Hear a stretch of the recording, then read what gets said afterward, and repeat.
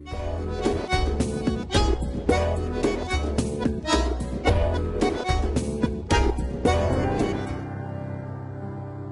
ahora los invito a compartir las reflexiones de Fernando Vidal Bussi.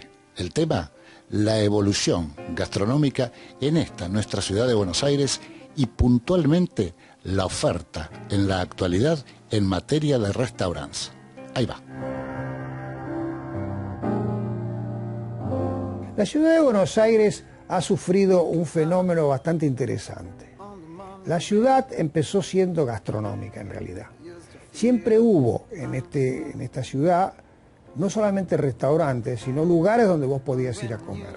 Clubes, institutos de educación, etcétera, etcétera, etcétera. Ahí había una cantidad de lugares. Además, había una tradición que invitar a comer a una persona, ya era un gesto de cortesía, ¿no es así? Y de amabilidad y de amistad.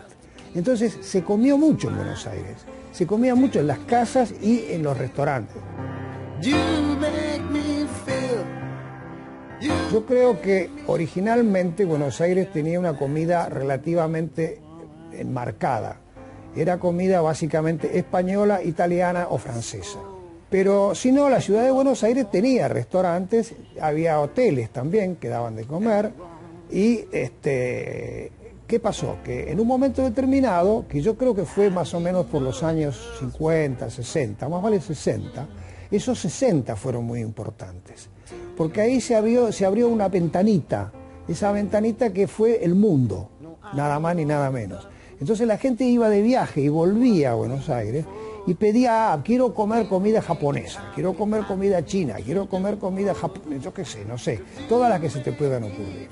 A todo eso se agregó una generación que ya en aquellos años eran más o menos mayorcitos, tenían unos años, eran jóvenes de todas maneras, tendrían, no sé, yo qué sé, 20 años, empezaron a cocinar. Y esos jóvenes que cocinaron montaban restaurantes muy creativos, eran los que inventaban las combinaciones. Los porteños son muy simples para comer, porque en realidad una milanesa con papas fritas es el plato nacional de esta ciudad, ¿no es así? Pero vos vas incorporando platos, y los dueños de restaurantes han sido muy astutos y muy inteligentes. Hay muy buenos cocineros, y la generación actual, los cocineros que tienen, digamos, 22, 23 años, hay muchos jóvenes que han seguido por ese camino. ¿Por qué? Porque ese camino es un camino exitoso. Los cocineros han pasado a tener un estatus muy distinto a lo que tenían antes. Y antes eran unos tipos que estaban en la cocina y nadie los conocía. Ahora no, ahora los cocineros son fashion y van y vienen y todo, bacanudo, y generalmente hay muy buenos cocineros.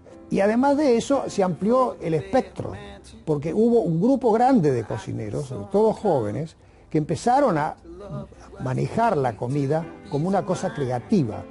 No se quedaban en los principios ni en las cosas básicas, sino que realmente iban generando un producto que era rico, era comprensible, no era complicado, no era una comida demasiado sofisticada, digamos así, pero era muy rica. Y así es como se ha ido desarrollando una generación de cocineros que yo creo que van a ser los cocineros del futuro.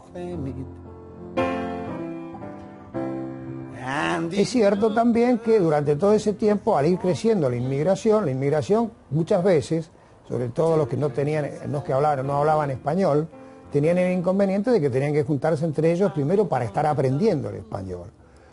Entonces, o el castellano. Entonces, ¿qué pasó? Pasó que esa gente se reunió en algún lado. Era la casa de Juancito o el almacén de Fritz, es una cosa por el estilo. Entonces, ¿qué pasó? En esas reuniones se comía la comida de Europa, o se intentaba hacer un plato que se pareciera a aquellos que comían en su casa. Esa especie de, ¿qué te puedo explicar?, de sensación de falta que tenés cuando sos un inmigrante, de que te faltan las cosas que estás acostumbrado a tener, acá se produjo así. Lo que pasa es que acá se quedaron en el país. ¿Por qué? Porque les gustó la Argentina. Era un país que tenía mucha carne, eso es muy importante. También era un gente amable, y además había poca gente acá, eso vamos a ser realistas. No había tanta gente, ¿no? Entonces eso se fue desarrollando. Luego se propone, o sucede, mejor dicho, no está propuesto por nadie, sino que nace naturalmente, la comida que se comía en el interior de la Argentina, ¿no es así? Que era todavía más simple que la comida de Buenos Aires, porque esto tenía la sofisticación europea, sino porque realmente era rico.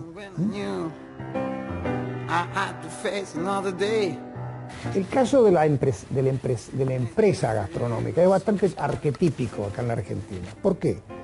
Porque los inmigrantes que llegaron, muchos de ellos o gustaban cocinar o gustaban comer. Entonces, el que gustaba comer buscaba un lugarcito para comer o buscaba un cocinero. Entonces buscaba a un paisano de él, ¿no es así?, que podía venir a la casa a cocinarle los días jueves, por ejemplo, o los sábados. Eso era una cosa. Entonces se fue desarrollando un estatus de cocinero. Ese estatus de cocinero fue creciendo con el tiempo. Y los restaurantes topaban esos cocineros porque eran más económicos y porque tenían más conocimiento de dónde se conseguía la materia prima, los extranjeros. Muchos extranjeros abrieron restaurantes, ¿no es así? Sobre todo franceses, italianos y españoles. Esas fueron las tres nacionalidades. Esta guía, que ya lleva 18 años presente, es una guía que está armada de manera tal de ayudar al consumidor a encontrar un restaurante y a ver qué se come en ese restaurante. Tiene generalmente una mini descripción de eso y tiene algún consejo de platos que se puede comer. La guía está pensada en función más que nada de las cocinas y luego de eso de los precios. Tiene que haber todo rango de precios, desde un restaurante barato hasta un restaurante caro. ¿No es así? ¿Por qué? Porque hay gente de todo tipo que lee la guía. ¿No es así? Cuando salgo a comer, realmente lo que siempre pienso es qué quiero comer, como primera medida. Porque si quiero comer carne, voy a un lado. Si quiero comer verdura, voy a otro. Pescado, etcétera, etcétera, etcétera. Más o menos las grandes clasificaciones que puede haber. También puede ser que un día quiera ir a comer chino, otro día japonés, otro día indonesio. Es decir, creo que lo que es importante es tener una universalidad del paladar. Es decir, que uno tenga la capacidad de poder comer todas las comidas del mundo simplemente saboreándolas. Porque si vos no probás una comida, primero, no sabes nunca si te va a gustar o no. Entonces hay que animarse a las cosas, ¿no es así? Hay gente que no come ranas, por ejemplo. ¿Por qué no come ranas? Si hay medio mundo que come ranas, entonces comamos ranas. ¿Te gustan bien? ¿No te gustan? Está bien, no comes más. No sé, la libertad es libre en ese caso, ¿no es así? Paladar es libre, vamos a decir así. Eso sería un dicho lindo. Paladar libre. Paladar libre no significa comer todo lo que querés, sino todo aquello que vos querés.